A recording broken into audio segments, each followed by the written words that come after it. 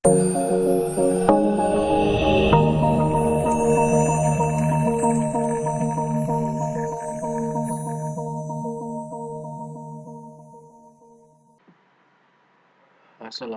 warahmatullahi wabarakatuh. Salam sejahtera untuk kita semua.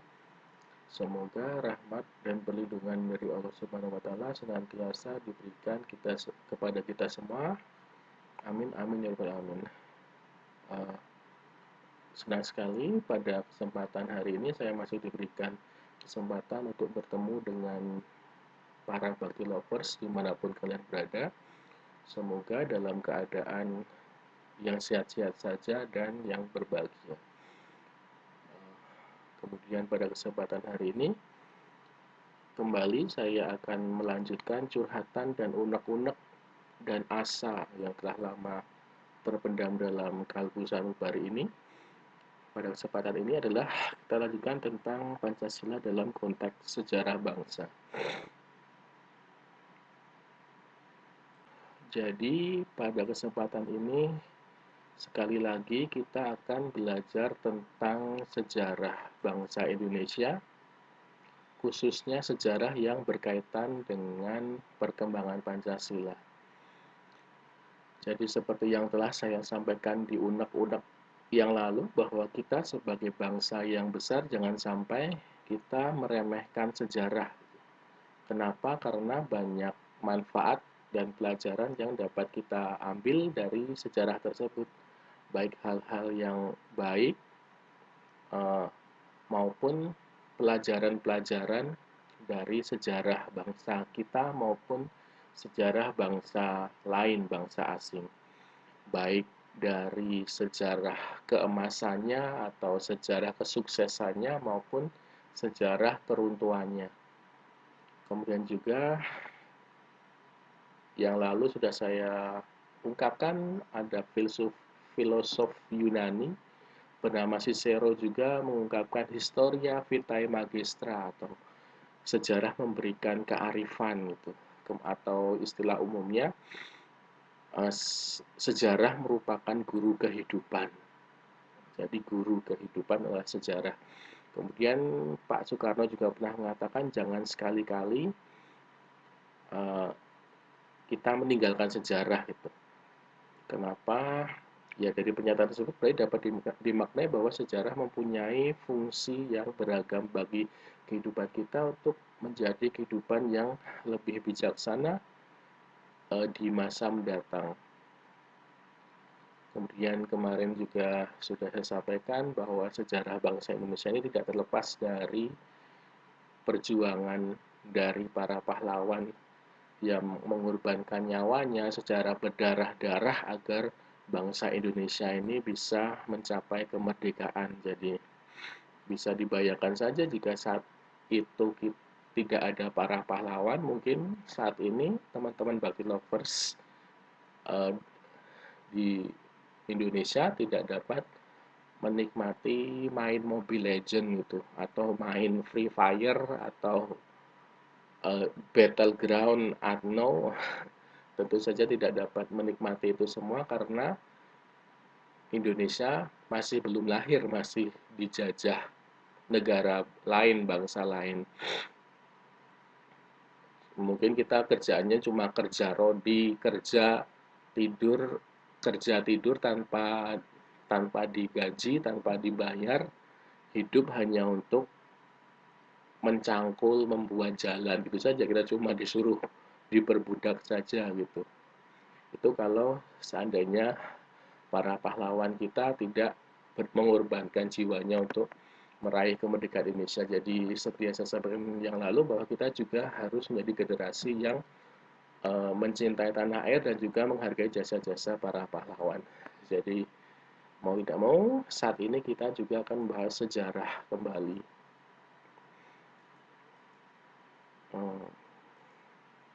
Maaf ya teman-teman, ini laptop lama. Kemudian kalau kita berbicara sejarah Indonesia, tentu saja tadi itu kita berbicara tentang perjuangan ya, yang seharusnya tentang sejarah kerajaan-kerajaan, tapi teman-teman bagi lovers bisa melihat sendiri mungkin tentang sejarah ada kerajaan Majapahit, kerajaan Sriwijaya, itu bisa dibaca sendiri ya teman-teman. Kalau curhatan saya lebih fokus ke yang berhubungan dengan Pancasila, meskipun kita tahu Pancasila juga memang digali dari nilai-nilai yang sudah ada sejak bahkan kita sebelum jadi negara, sejak zaman dahulu kala. Tapi kita mulai dari penjajahan Jepang saja. Seperti diketahui bahwa Jepang, setelah Belanda kalah dengan pemerintah Jepang, kemudian mengadakan perjanjian menyerah, yaitu di perjanjian Kalijati ya teman-teman. Iya, perjanjian Kalijati pada tahun 1942 tentang penyerahan kekuasaan Belanda kepada Jepang, penyerahan Indonesia dari Belanda kepada Jepang.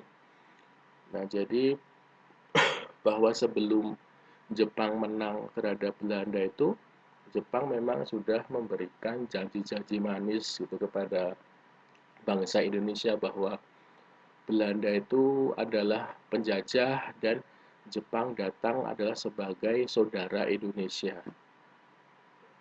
Bahwa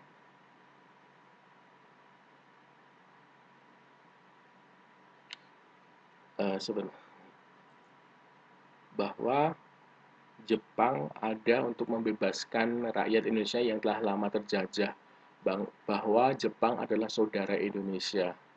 Itu adalah janji-janji atau rayuan manis agar Jepang itu lebih diterima saat masuk di Indonesia, agar tidak dianggap sebagai invader atau penyerang saat tiba di Indonesia. Namun pemerintahan Jepang setelah restorasi Meiji, Jepang menjadi negara yang kuat secara militer dan ekonomi, dan ingin menjadi pemimpin mewujudkan negara Asia Timur Raya. Nah, jadi bahwa Jepang sendiri ternyata saat itu penjajah berwatak untuk menjadi pemimpin mewujudkan negara Asia Timur Raya, sebenarnya tidak jauh beda dengan Belanda dan negara-negara barat lainnya. Sedangkan di kerajaan Belanda sendiri saat itu keadaannya di dalam negerinya masih kacau akibat serangan dari Nazi Jerman, turut berdampak krisis yang terjadi pada pemerintahan kolonial Belanda di Indonesia. Jadi setelah adanya Perang Dunia Pertama, di kerajaan Belanda sendiri pun juga masih belum pulih sepenuhnya. Itu juga berdampak pada pemerintahnya di jajahan-jajahannya termasuk di Indonesia. Kemudian Belanda kalah dari Jepang, mengadakan perjanjian Kalijati pada Maret 1942 antara Kekaisaran Jepang dan Kerajaan Belanda tentang penyerahan wilayah jajahan atas Indonesia tanpa syarat kepada Jepang. Jadi setelah perjanjian Kalijati, Indonesia menjadi di bawah kekuasaannya Jepang.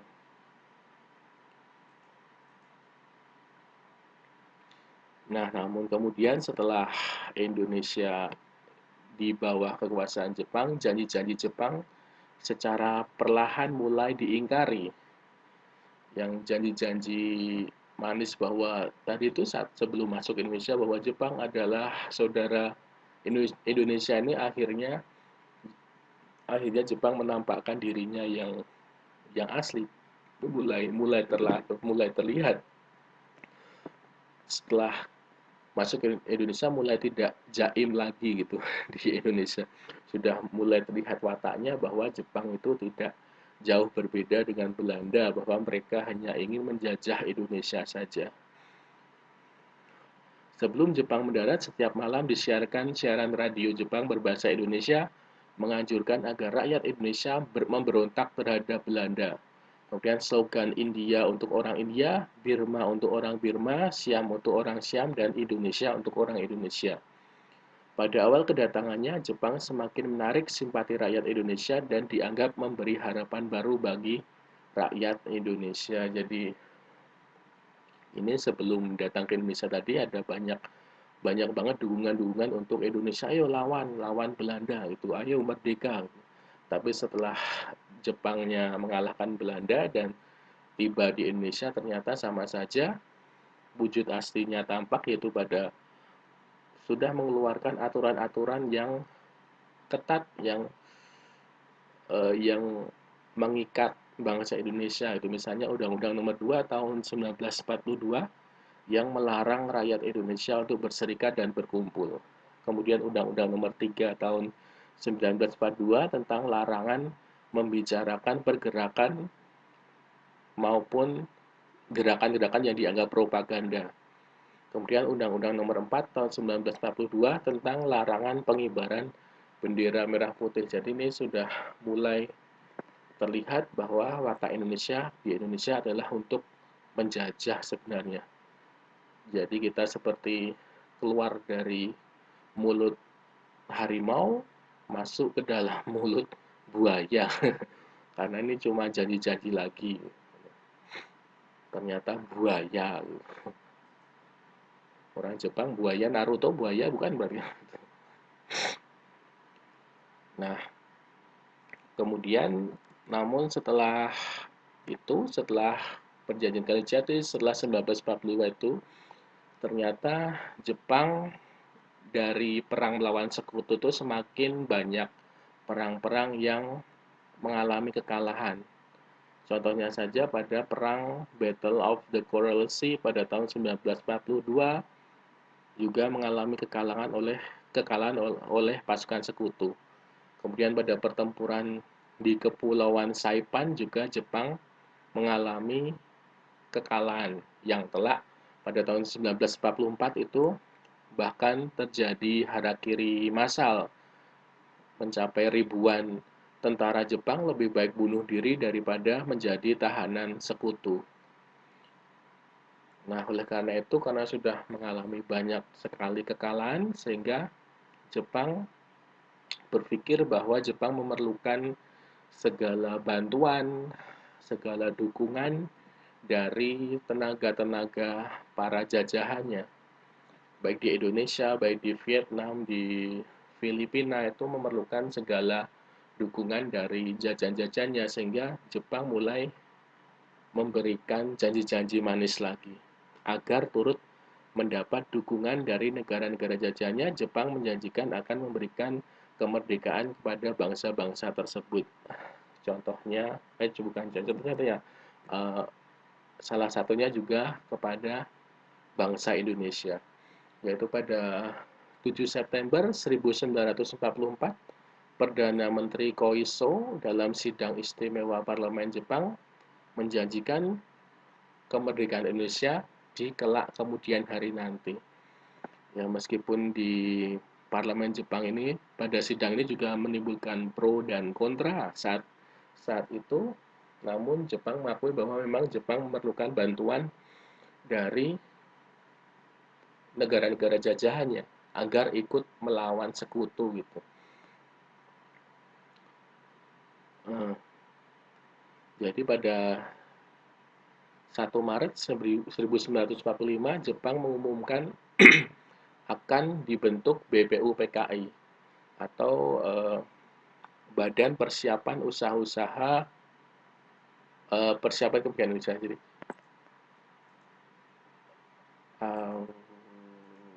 Badan Penyelidik Usaha-usaha Persiapan Kemerdekaan Indonesia, atau di bahasa Jepangnya Dokuritsu Junbi Kyosakai. Ini nantinya BPUPK ini setelah dijanjikan pada 1 Maret, akhirnya diresmikan dengan acara pembukaan pada 29 April 1945 dengan acara pengibaran bendera Jepang dan juga sangsaka merah putih. Jadi ini semakin meyakinkan bahwa janji-janjinya untuk memerdekakan Indonesia akan semakin terwujud gitu. Ya, padahal kan tidak ya.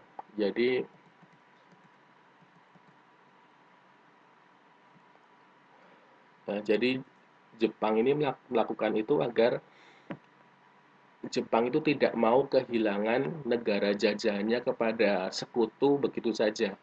Apalagi menyerahkan menyerahkan langsung kepada pihak sekutu itu tidak.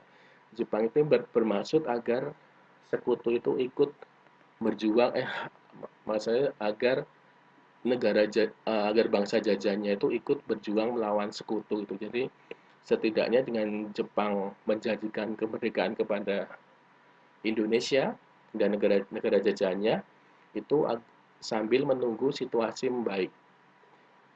Ya, jadi dengan janji itu Koiso berharap di negara-negara jajahnya itu tidak terjadi pemberontakan karena menganggap toh akan merdeka. Jadi untuk apa memberontak gitu? Dengan diberikan janji kemerdekaan maka negara-negara yang dijajah itu tidak akan memberontak. Kemudian yang kedua, agar rakyat dari negara-negara jajahan tersebut justru bisa dikerahkan untuk melawan sekutu. Jika benar-benar terdesak, misalnya di Indonesia pada saat itu kan memang sudah ada peta atau pembela tanah air, jadi agar bisa dijadikan tentara untuk melawan sekutu. Itu adalah niat asli Jepang memberikan janji-janji kemerdekaan kepada para jajahannya. Kemudian BPUPKI mempunyai arti penting dalam sejarah kemerdekaan Indonesia, di mana badan inilah yang menghasilkan rancangan pembukaan UUD yang di dalamnya tercantum Pancasila. Jadi BPUPKI merupakan badan pembentuk negara yang juga di badan inilah akhirnya merancang Pancasila dan juga konstitusi kita. Lanjut. Nah, kemudian BPUPKI mengadakan 2 kali sidang. Yang pertama pada tanggal 29 sampai dengan 1 Juli.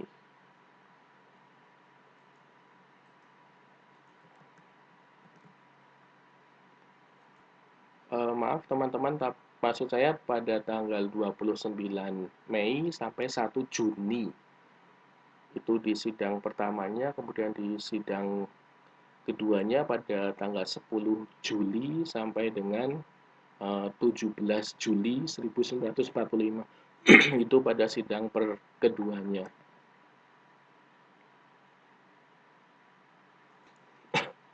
Sedangkan anggota dari BPUPKI ini ada anggota pasif dan anggota aktif. Anggota aktifnya adalah 60 orang Indonesia, sedangkan 7 anggota lainnya adalah dari orang Jepang, bertugas untuk mengawasi kegiatan BPUPKI ini. Jadi pada saat itu ditanyakan kita mau membentuk negara Indonesia ini dasarnya apa. Jadi memang BPUPKI ini tujuannya adalah menyelidiki hal-hal yang penting sekaligus menyusun rencana mengenai persiapan kemerdekaan Indonesia. Memang di sini dicari dahulu dasarnya apa. Jadi pada sidang pertamanya itu untuk mengetahui Indonesia ini nantinya dasarnya apa.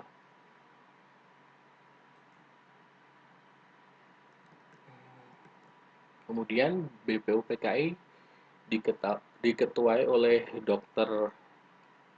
KRT Rajiman Wedyodiningrat. Beliau ini dipilih karena merupakan tokoh yang disegani di Indonesia pada waktu itu, karena beliau juga salah satu dari pendiri Budi Utomo juga. Jadi mohon maaf karena laptop saya ini lambuat sekali.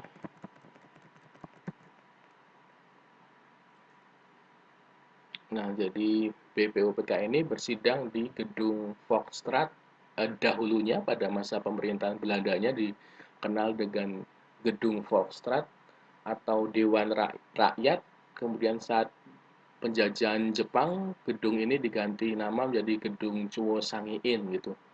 Kalau sekarang namanya adalah gedung Pancasila karena pada gedung inilah pertama kali Pancasila disidangkan atau dicetuskan gitu. Jadi saat ini menyatu dengan kompleks Kementerian Luar Negeri di Jakarta, Gedung Pancasila ini.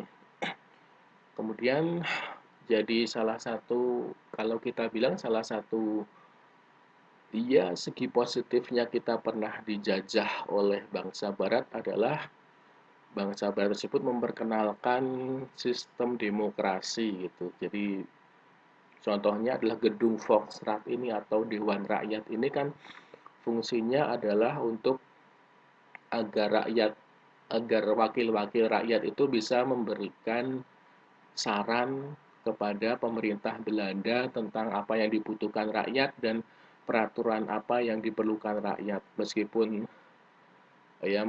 sebagian besar saran dari rakyat itu juga tidak didengarkan oleh kerajaan Belanda. Jadi setidaknya ini adalah salah satu ciri-ciri dari demokrasi, ada Dewan Rakyat ini. Kemudian pada saat diganti dari Chuo Sangiin pun tugasnya juga tidak jauh berbeda dengan Gedung Volksrat, yaitu untuk mengajukan usulan kepada pemerintah Jepang, pemerintah militer Jepang di Indonesia. Kemudian untuk menjawab pertanyaan-pertanyaan pemerintah Jepang kepada Indonesia tentang hal-hal politik. Kemudian juga untuk memberikan pertimbangan tentang tindakan apa yang akan dilakukan oleh pemerintah militer Jepang. Jadi adanya eh, in, saling berhubungan antara rakyat dengan pemerintah itu jadi miriplah tugasnya saat menjadi Volksrat dengan Chuo Sangiin itu. Next, kemudian dimulailah sidang BPUPKI saat tanggal 28 Mei itu kan peresmiannya dinyanyikan nyanyi-nyanyi dengan megah dengan ada bendera Jepang dan berdampingan dengan bendera bangsa Indonesia, bendera merah putih. Kemudian pada hari berikutnya, pada 29 Mei sampai 1 Juni, diadakan sidang pertama tentang apa yang akan menjadi dasar negara. Jadi tujuannya adalah untuk membahas bentuk negara, membentuk falsafah bangsa, dan juga untuk merumuskan dasar negara. Kemudian pada sidang BPUPKI ini disepakati bahwa Indonesia nantinya akan berbentuk Negara Kesatuan Republik Indonesia atau NKRI. Kemudian agenda sidang dilanjutkan dengan merumuskan konstitusi negara Kesatuan Republik Indonesia. Untuk hal ini BPUPKI harus merumuskan dasar negara Republik Indonesia terlebih dahulu yang akan menjiwai isi dari konstitusi atau undang-undang dasar tersebut. Jadi sudah disepakati bahwa kita adalah NKRI atau Republik, kemudian yang kedua adalah merumuskan konstitusi. Tapi sebelum merumuskan konstitusi, kita harus merumuskan dasar negara terlebih dahulu. Kemudian kesempatan berikutnya dilanjutkan kesempatan untuk mengutarakan usulan-usulan dasar negara. Kemudian pada sidang tanggal 29 Mei tersebut, giliran Mr. Muhammad Jamin untuk mengemukakan usul yang disampaikan dalam pidatonya tersebut dengan judul Asas dan Dasar Negara Kebangsaan Indonesia. Antara lain adalah ada 5, yaitu dasar negara Indonesia adalah peri kebangsaan, peri kemanusiaan, peri ketuhanan, peri kerakyatan, dan kesejahteraan rakyat. Itu yang oleh Muhammad Jamin secara tertulis.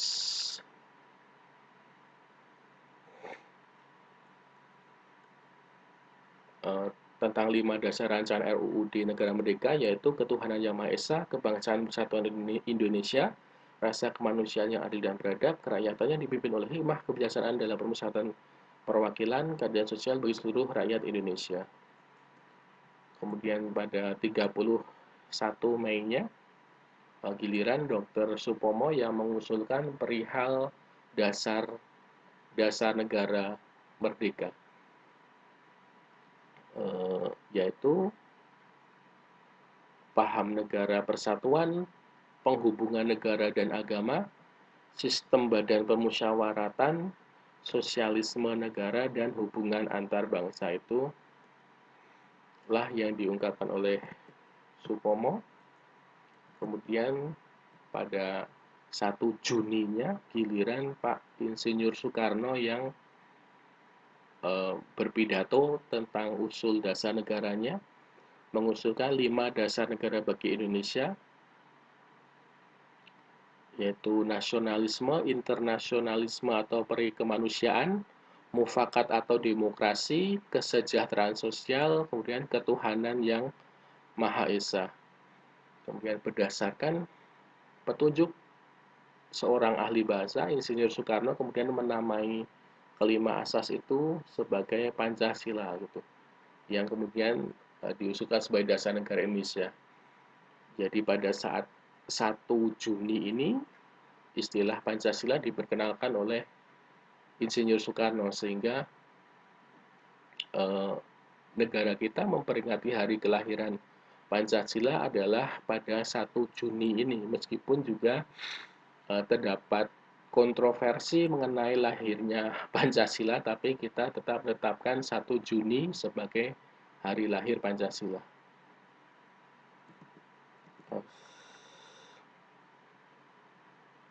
Oke, kita lanjutkan lagi di part kedua. Wassalamualaikum warahmatullahi wabarakatuh. Terima kasih.